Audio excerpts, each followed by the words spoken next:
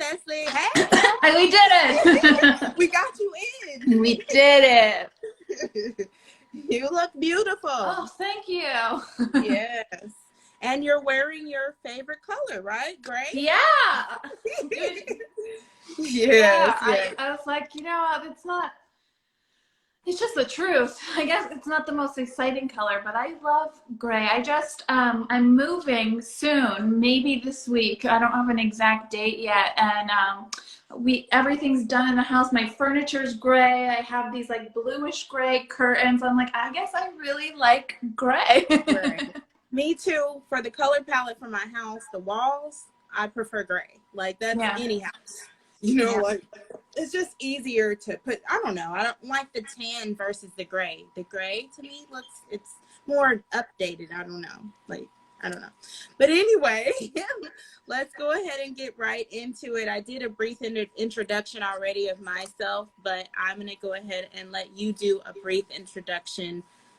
Tell us a little bit about you. My name is Allie. I've been reselling a little under a year let me go backtrack. So in 2009, I graduated with my master's in social work and clinical social work, basically to do psychotherapy, to be, a talk therapist. And when I graduated, I was looking for jobs and I'm like, none of this is aligned. None of this is what I wanted. So I picked up Poshmark casually.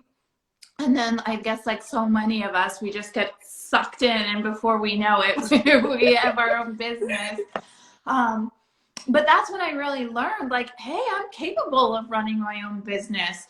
So I launched my coaching business. So I do one-on-one coaching where I specialize in working with small business owners, resellers, entrepreneurs, people in high pressure professions who struggle with stress and anxiety. So what I do is I give them the tools and the education to really come home to themselves and live a really balanced life.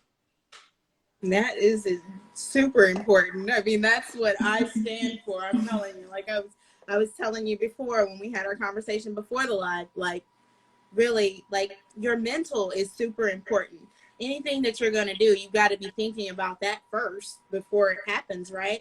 Well, some of it's on autopilot because you know what I mean? Like when you work sometimes when you work the 9 to 5, it's just the autopilot thing and but that's the thing. Like then you get into this cycle of just doing the same thing over and over again, but you're not really living life. You know what I mean? Like you're just going through the motions. So I am so glad that you're here. I'm so excited to be doing this interview with you. I'm so excited. I'm so grateful you asked me. Thank you so much. I'll always take an opportunity to really highlight the importance of our mental health. Yes. So I wanted to ask you, because I know that you're somewhat adventurous. Am I right or wrong? Or do you travel? Yeah. So, I mean, 2020 kind of hindered that, but I'm a big traveler. So with that, like, what have you done, like, because of the whole COVID-19 and all that kind of stuff? What have you done? Like, what's been the workaround since you can't really, like, you couldn't really go out, or have you had an opportunity? I did. Well, so my partner and I, for his birthday, went to Vermont. Okay. Which was really, really nice. And, Vermont is a lot of like outdoor activities. So we went hiking and all this other kind of stuff. And it was so nice. It was, the change of the season. So we went leaf peeping. We went to go look at all the foliage and the leaves. And that was really, really nice. But we've had other vacation plans that have been cancel and hoping I could get my money Yes. Did you have like back. any events like weddings and stuff that they couldn't get planned or you couldn't go to? There were some weddings. I know some friends of mine that got married, but just wound up instead of having, the wedding that was originally planned, just like a small backyard wedding. But yeah. Yeah. Yeah.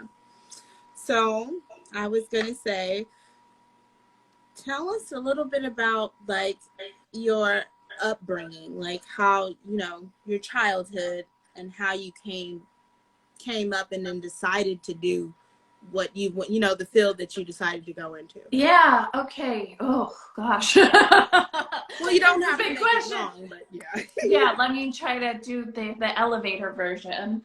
So I grew up one of four sisters. So I have two younger sisters who are twins. And then an older sister who has cerebral palsy. She is in a wheelchair, full care. Yeah. Completely intelligent up here, but just physically has a lot of issues. I grew up, I struggled socially in school, always being tested for ADD, ADHD. I just like always had my head in the clouds, and I was really, really a smart kid. So whenever I went to be evaluated, I was never, I guess, diagnosed with anything. Then, I started having issues with depression in high school. Wait, let me go back a little bit. So in middle school, I found out that I was adopted, which is a big, crazy thing. So yeah, I went like the first, I think, 11 years of my life feeling really strange in my own family and really not, something was just off. Like I love my family, I have a good family, but always something was just not clicking. And then You didn't feel like you didn't look like them. That wasn't so no, which funny is because I said my sisters are twins. Though they look nothing alike. One of them is 5'1" and curvy. The other one's like 5'8" and really slender. Oh, someone else's adoptees. Adoptees in the chat. Terry says she was adopted as well. So Found out when I was 6 years old. So what was really hard and painful for me is when I did find out, because I found out because I was actually adopted from Brazil and I had to travel with a green card because I didn't get my citizenship until I was 13. So when I got old enough to be like, what in the hell was my mom going to a foreign country to give birth? Doesn't make any sense. Yeah. And then one day my younger sister was having a tantrum, crying that she's adopted. I'm like, oh, my mom's in here. Hi, Mom. Well, I'm talking about you. So that is so funny. I didn't even know my mom knew how to come on Instagram Live.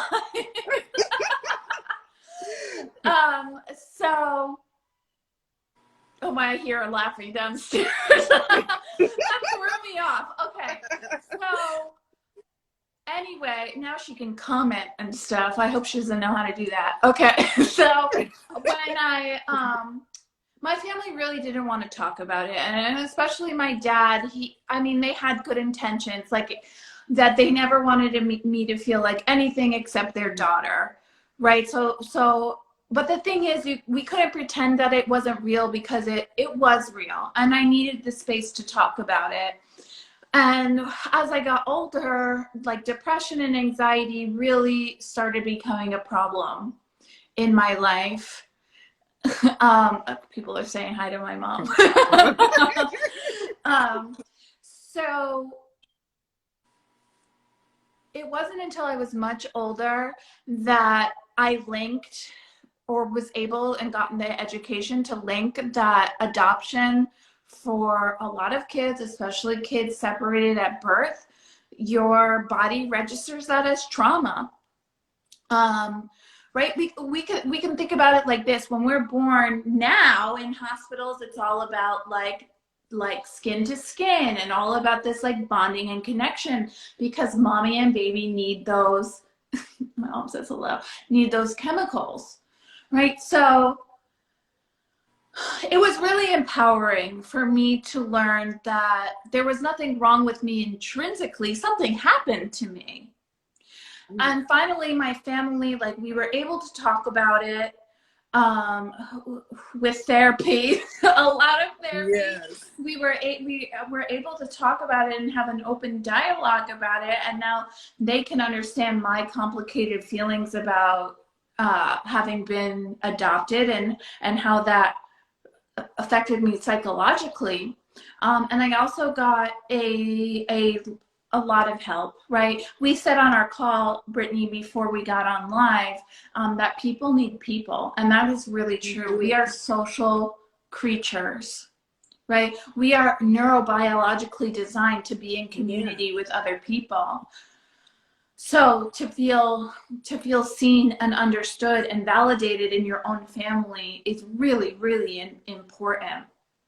So anyway, with a lot of help and vulnerability and medication and therapy, I got better. So I actually was a teacher for about 5 years. And while I was teaching, there was like a really empty space in my heart because I loved teaching. What age group did you teach? I taught for most of my, I mean, it was a short career, 5 years, but for most of my career, I taught like 5th through 8th grade. Okay. Oh my God, my mom's in here defending herself. Mom, get out. Marina says, my love goes out to all of you ladies who got adopted and had honest and caring adoptive parents. And your mom said anytime you ask questions, they were answered to the best of our ability. Right. But I mean, okay. Hi, Mom. Hi, Mom. Okay, I think it was more my dad than my mom. She'll verify that it made him uncomfortable. And I mean, he's a man. So, I mean, we know that they're generally less comfortable with vulnerability. Anyway, sure. I am really lucky. I have really, really supportive parents. Supportive to the fact that I could say, hey, being adopted affected me psychologically, and that's really hard, and I have grieving to do. And for them to give me this space to do that. Yeah. Right.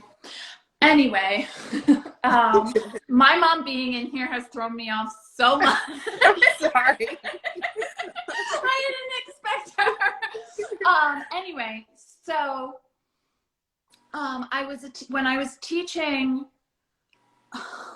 my kids came from a lot of difficult circumstances. I taught ESL, so I taught English as a second language. So I taught immigrant students.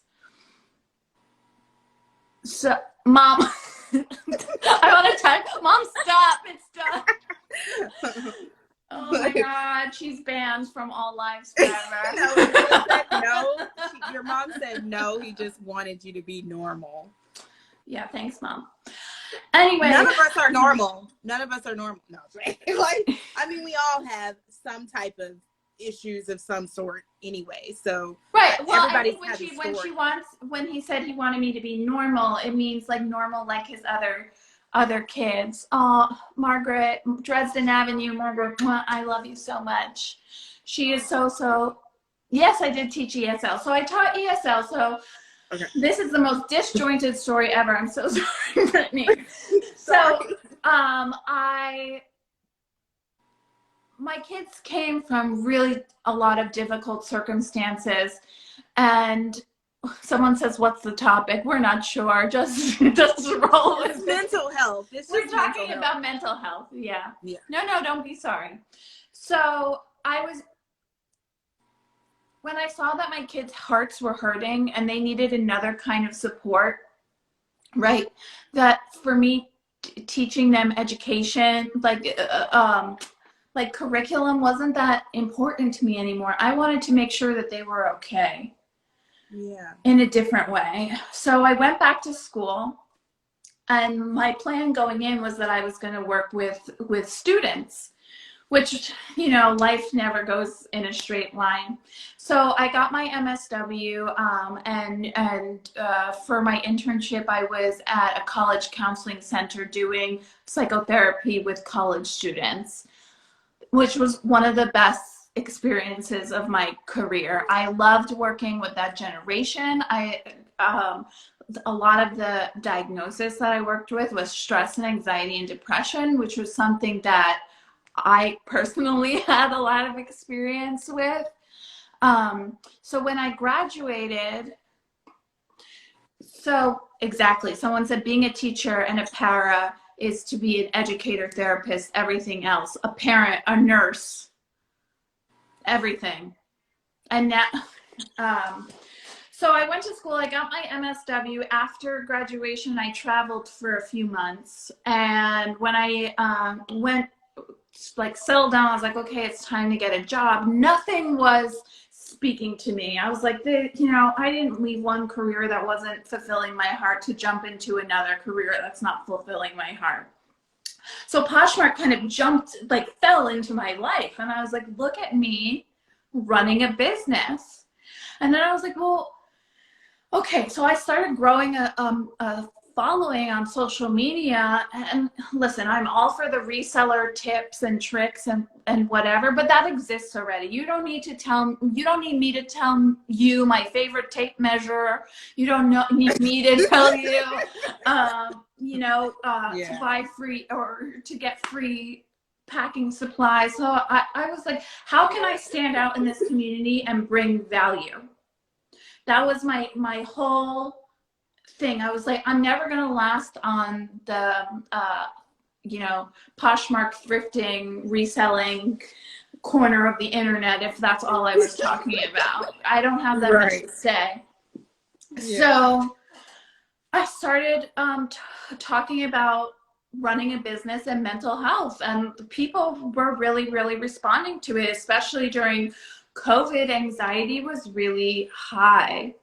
So I was like, okay, how can I grow this? How can I expand this? Thank you so much. Everyone's being so kind in the comments. I see them, I'm reading them. So I started reaching out to resellers and friends in the community and getting them on the phone. I don't speak Portuguese. Someone asked me if I speak Portuguese. I left Brazil when I was 4 months old, and I was raised by American parents. I mean, I speak a little Portuguese. I've been to Brazil. Looping back around, I did meet my biological mother and some of my biological siblings. Yeah, I did. Oh my God, they're wonderful. They're wonderful. They're wonderful. It was one of the best experiences of my life. Anyway, this story is all over the place. Hope you're keeping up. So I got as many resellers as I could on the phone, and it basically interviewed them. And it was like, if I was to build a program centered around the mental health of an entrepreneur, what would you need? So I used that data. I used my education, my own experience to build my coaching program, which I think Margaret's in my coaching program. Dresden Ave is in my coaching program. Yeah. And it's hard work. I won't lie to anyone and say, oh, I'm keeping up. It's a very good live. Oh, thank gosh. So, like I said, it's not an easy program. I ask my clients to do some really, really hard work. I do promise that if they show up and do the work, their lives will change. Their relationships to stress and anxiety will be completely different. They'll have cultivated a deep relationship of self-compassion with themselves. Right. Well, that means, listen, I need you. No, look at me. I might have to sign up. You know what I mean? Like, seriously, because I just believe in it fully. You know what I mean? Mm-hmm. Like, just that is definitely the way. But I do believe, like what you're saying, it is a process. It's not just going to happen overnight. I just announced on the show a couple weeks ago, or was it last week, that I quit smoking, and I was just like, so.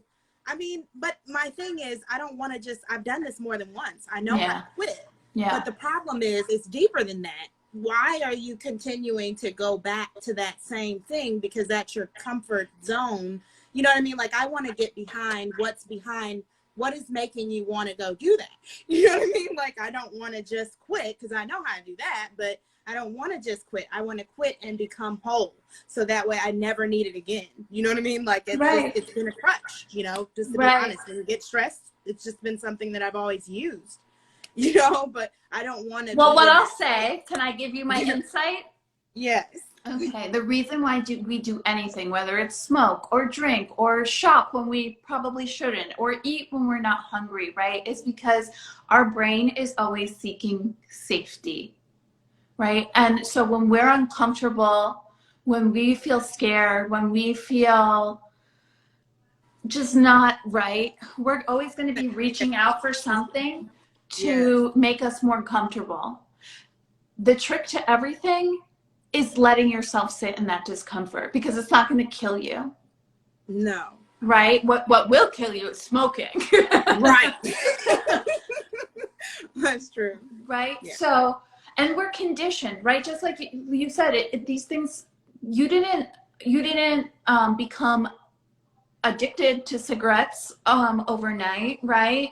You No. didn't, whatever the condition was that made you reach for cigarettes in the first place also didn't happen every night, right? Yeah. We do things with automaticity, right? They become habituated. I don't know when you Right. smoked. A lot of people smoke as soon as they get in the car or after they finish the meal. It just Yeah. becomes clicks in your brain. I talk about it with my clients about habits, right? Yeah. That when you wake up in the morning and go to the bathroom, you don't have to remind yourself to put on the light. You just do it. You don't Right. have to think about where the light is. You just do it. True. But when you first moved into your house, it wasn't like that. Your brain had to get habituated to it. So anything you want to change, you need to give yourself the space to learn how to deal with it in a new way. Right? That's true. And that's what I've been doing. And then the way that I quit this time was obviously because it's better for me. That's obvious. But I'm telling myself that you are making the best decision for yourself right now. So just feel that, you know, if you're having a craving, just feel it and take a deep breath. And I Yeah. promise you, deep breaths, Yeah. oh my God, those are like Yeah. life changing. Like, because it's almost like you're inhaling and then you're going through the same motion that you would go through if you were smoking. So you're taking that deep breath and then it Yes, makes that you feel better. release. Yeah. Imagine being able to give that to yourself, Yeah. right? Self-smoking. If you could smoke your you could do it anywhere. With no cig, you know, like. Oh, there's a lot of comments. We do need to get into these comments. Kay said, congratulations, Brittany. Anissa Lee said, she quit 3 months ago. You can do it. Yeah, it's been like a few weeks now. So, but one other thing that I noticed about the smoking thing was that your brain actually, it changes it. It like alters it. And then, you know, it takes about 90 days for it to go back to normal. So I may still have like some wonkiness in there or some cravings or whatever, Yeah. but Yeah. they're not physical. You know what Right. I mean? The Right. nicotine's And I gone. mean, So, at the end yeah. of the day, it's all about being kind to yourself, being kind to yourself when you're cranky because you're having a craving and just reminding yourself that this is normal, right? And there's no shame that you picked up smoking in the first place because anything that we do that was bad is bad for us. At one point, we did it for survival, to feel okay. So there's no shame. And shame, I tell this to my clients all the time, shame is not a motivator. Maybe in the moment, right? Maybe Yeah. shame can get you to stop smoking for a week, maybe. But if you want to be a non-smoker for the rest of your life, you need to identify first as a healthy person who doesn't smoke, right? If somebody offers you a cigarette, you're not going to say, I don't smoke anymore. You're going to say, I'm not a smoker. Right. That's what I said. I said, I don't have any. I'm I don't not a smoke. smoker. You know, they're asking for lighters and stuff, and I'm not carrying them anymore, and I'm glad. You know what I mean? Like, so, who is this? Is this Danielle? It says, This is what Allie does. So knowledgeable and leaves you thinking about things in a new and helpful way. Oh, so's my sweet girl. It's true. The breathing. Yeah, the breathing definitely helps. I do that in the morning too, especially like when I first wake up. But that feeling when you wake up, nobody knows, I guess, unless you're a smoker. But when you wake up in the morning and you're a smoker, the back of your throat stuff probably hurts, from smoking. And then you have this tired feeling. But now when I wake up, I have an alive, open, like I don't feel I'm like sure your that mouth anymore. tastes a lot better too. Oh yeah. You don't have the stinky breath. Yeah. But I still keep my water nearby. I'm always drinking water all day long, but when you smoke, it makes it even worse. Like you get dry mouth really bad too. Yeah. So, but anyways, enough about that. Well, congratulations. I'm really proud of you. And now you have all of us to support you. You have all these women that you can DM when you're having a craving. Well, I just wanted to be able to, I don't know, like share the story. And even if I only help one person, that's, I don't want everybody to look at me like I'm not human. Like I'm showing the best parts of myself for the most part, just like everybody else is on here. I'm not showing you those other parts, but if you care to get to know me, like you'll see some of that, you know what I mean? Like, cause that's the real, you know what I mean? We're all at the end of the day, just ordinary people, you know what I mean? But anyway, there's two good questions in the chat I would love to answer. Okay, so Standout Staples says, how does oxygen calm your brain? Okay, so this is a really quick answer. Okay, so our brains can't be stressed and anxious at the same time, right? When you're anxious, your brain is thinking that you are in danger. It doesn't know the difference between you being late for a meeting and being like chased by a bad guy, right? In your brain, danger is danger. Does that make sense? You with me? Yes. Okay, so when we're anxious, that's because a part of our brain called our amygdala is activated, right? Which is basically like sounding the alarm, like danger, danger, danger, danger. Why does breathing help? Why does getting oxygen in help? Because we can't be stressed and anxious at the same time. If your life was in danger, right? If you were actually being chased by a mugger, you couldn't sit there and take deep breaths. It's just not possible. So when you sit there and you're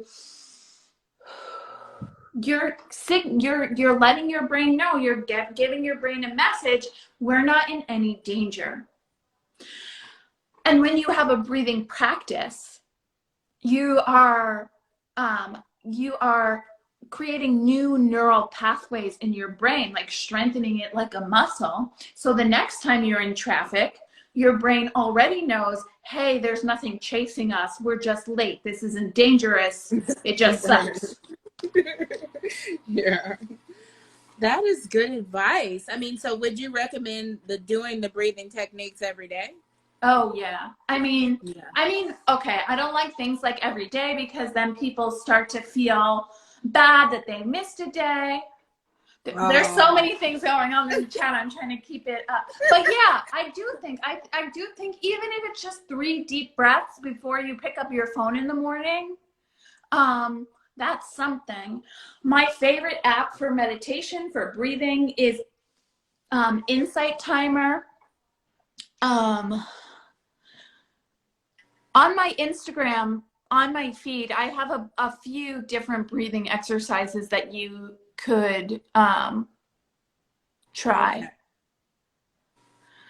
Somebody else said, any tips for anxiety? So I think one of my most basic tips is, like I said, anxiety is your amygdala going off, going like danger, danger, danger, danger.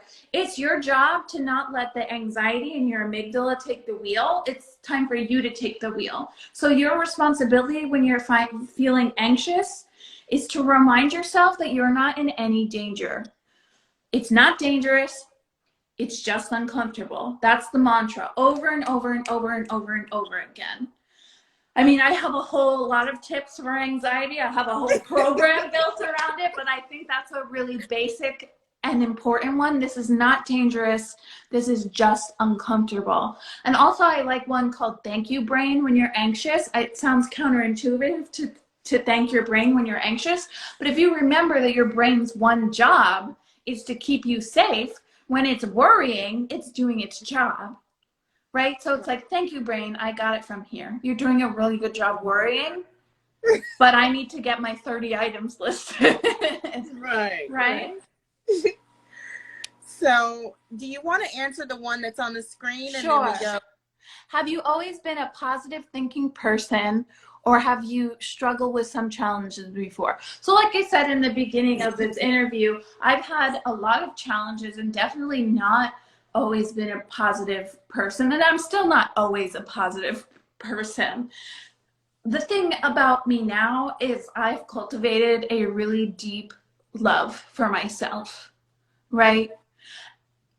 I recommend it to everyone to fall madly, deeply in love with yourself, because no matter how far things go from where you wish them to be, when you love yourself, you're always home. You're always home. You're always welcome. Right there, there's always hope. So if anyone takes anything from this live, my number one tip is to remind yourself daily that you are deserving. You are so deserving of falling madly, deeply in love with yourself. There's one more that we'll go in the chat.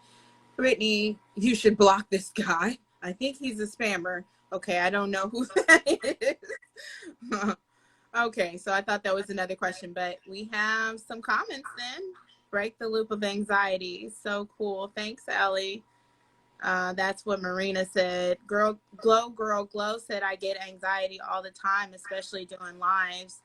I still get nervous too. I mean, I'm the same way. Marina says, Nikki, we all do. Do it with a buddy, a posh friend or a reseller friend or something, you know? I have an idea. Everybody invite their mom to the live, because if you could get through the live with your mom in the chat, then you can do anything. Okay. No, and then Marina says, nope, it wasn't a question. Oh. Okay, let me see. Okay, this is valid. Ladies, what are you taking for vitamins to keep your immune system strong? I'm like, I don't know that I don't really take any vitamins, but I try to eat certain foods and get it that way. I don't actually take any vitamins. I don't. Not right now. No, I don't. I don't take any vitamins either. I start, if you follow me on Instagram and see my stories, usually every day I cheers my smoothie. So I try to really pack my smoothie in the morning, because sometimes it's hard to get your vegetables in and everything. So I try to, at least I know I start every day with like a nutrient dense meal. Just pack it all in the smoothie. Any recommendations on self-help motivational books? So many. I could do this whole live on making recommendations. I just finished, if you want to start or break a new habit, right? We've been talking about smoking. There's Atomic Habits by James Carr. Yes. Is the best book on productivity and habits that I have read. Not that I've read so many books about productivity and habits, but it is very, very good. Untamed by Glennon Doyle. If you want a powerhouse coming home to yourself book, right? A blueprint of how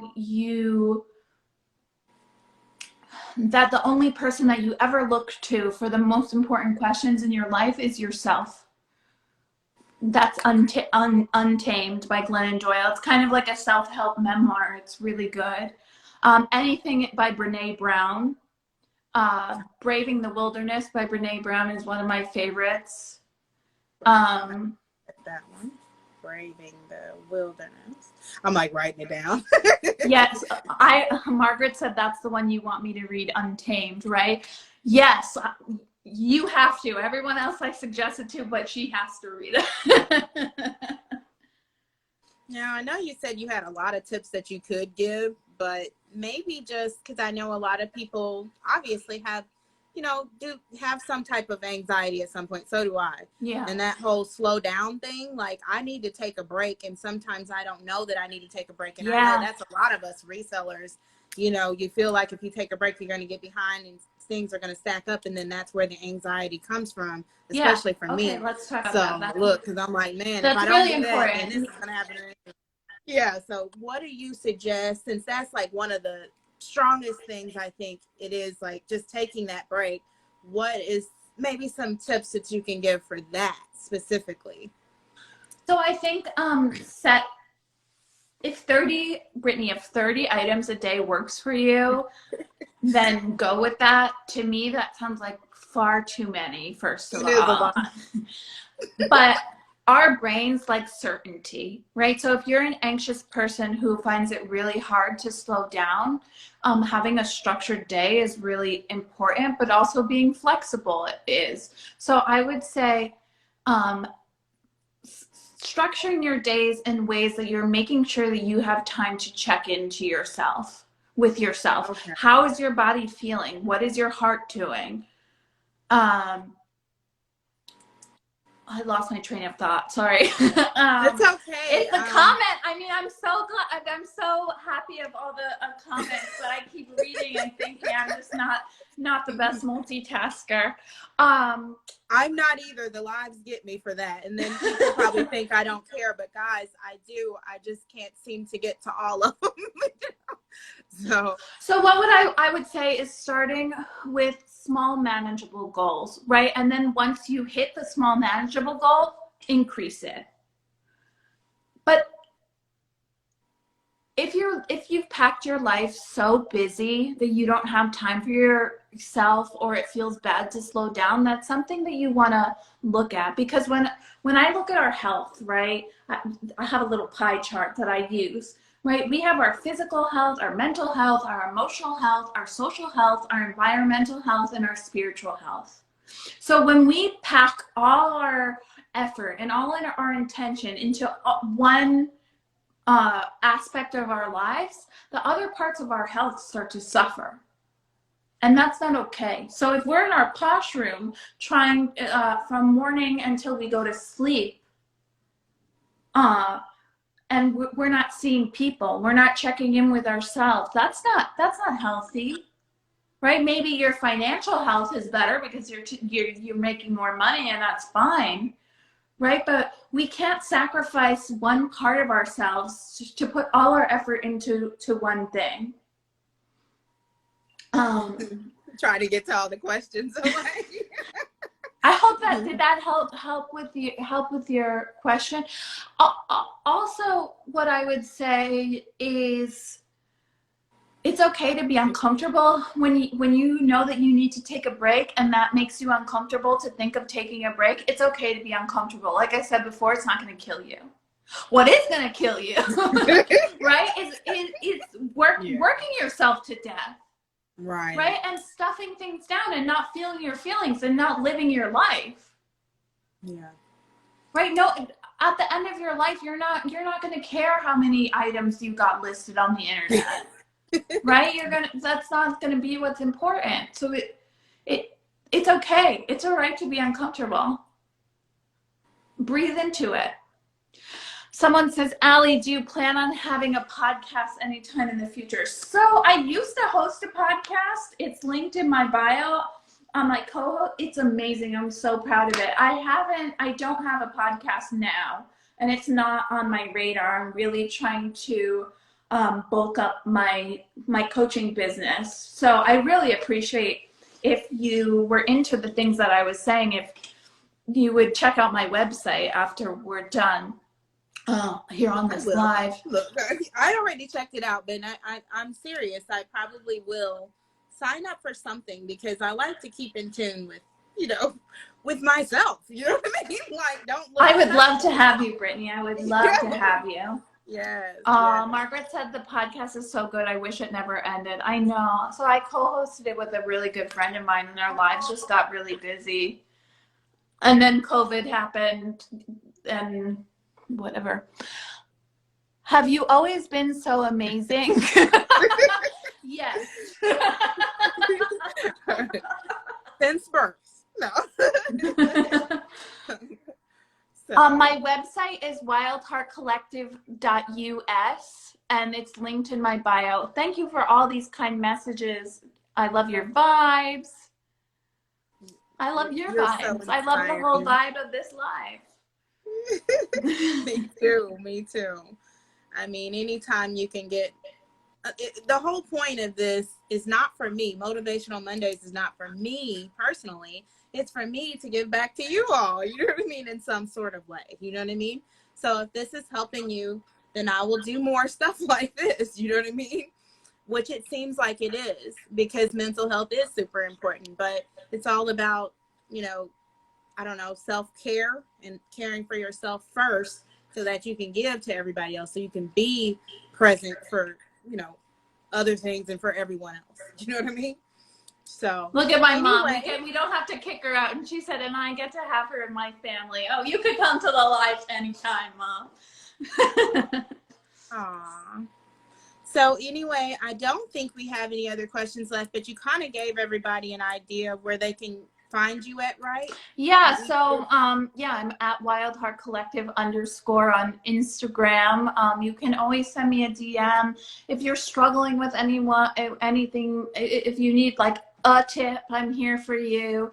And if you need more support, or if you're just curious, go to my website, check out. It really outlines what I do within the program.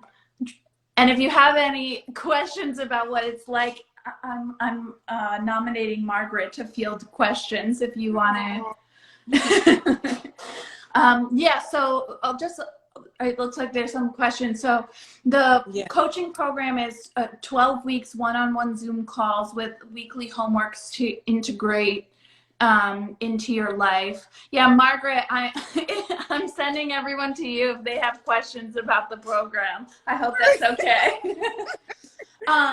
So yeah, it's 12 weeks of one-on-one Zoom calls. There's weekly homeworks to integrate the things that we practice and learn about in the sessions into their lives. Right, so to do it in real time, plus 24/7 support through email. If my clients are having an issue or something they really need to process, they can always email me, and I always get back to them within the day. And so if you're a reseller with stress and anxiety, I'm here to help, because I'm a reseller who is here to help with that. Okay. Well, I think now we're going to go ahead and do the giveaway. Is everybody ready? No. Yeah, it's fun time. So what we're going to do, me and Allie is going to write down a number in between 1 and 10. Then we're going to add the number up. And that's going to be whatever the number is that you all are going to guess. So everybody right now that wants to participate, you put your your number into the chat. Any number in between 1 and 20. You're trying to guess what we're going to guess. So I write down any number between 1 and 10. Okay. It can literally be 1. You know what I mean? Okay. But okay. So I'm writing it down right now. Okay. And then I'm going to wait on everybody. We'll wait on everybody to kind of put their numbers in the chat. Okay. Now, remember, you guys' number is supposed to be in between 1 and 20. Thank God Rhonda isn't here to steal my gift card. I did a giveaway and Rhonda won, too. I guess Rhonda's lucky. She be winning those. Hey, I mean.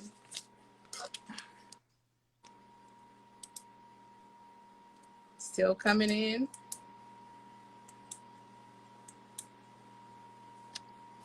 This is going to be interesting.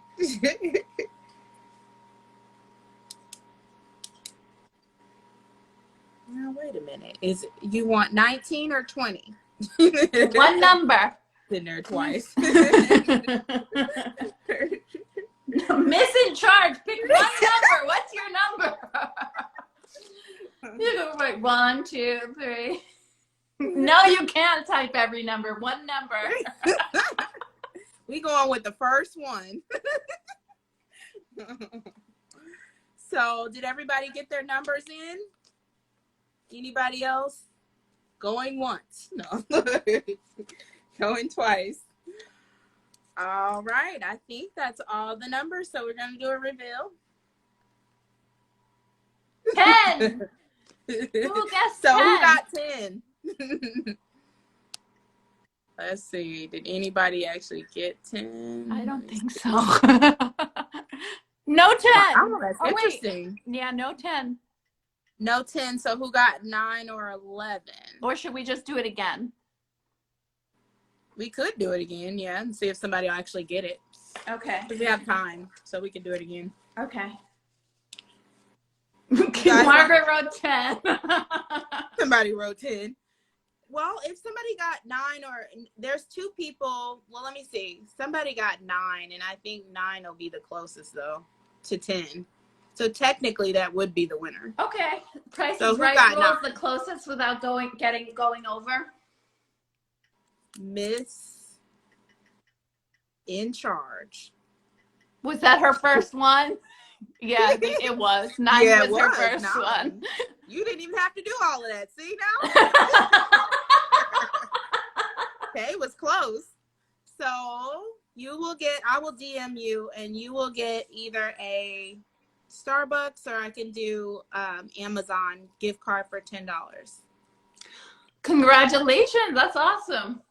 Indeed. Does anybody else, before we get off, have any other questions or anything? Or any comments? My DMs are always open too if anyone has any questions. Yeah, that's something that you may not want to put in here. Thank you guys so much for joining this live. I really appreciate it. I'm so grateful to all of you who spent your Monday night with us. Yes. All right. Well, without further ado, if we don't have any additional questions, then I will not see you next week. But I did want to let you know, if anybody's in the chat and they do want to be a guest on the Motivational Mondays, you can now go to there's a link in my bio, and you can actually sign up for it. So, oh, great. And it's free. Yeah, look, and it's free. So you don't have to pay anything. Is this going to live on your feed? Are you going to upload this feed? Okay, cool. I'm going to go ahead and post it. So if you missed it or you only got part of it, you can go back and watch it. Perfect. Well, thank you so much for being a guest. I really appreciate it. Thank you so much for inviting me. I had a really good time. Thank you. Good night, y'all. Good night.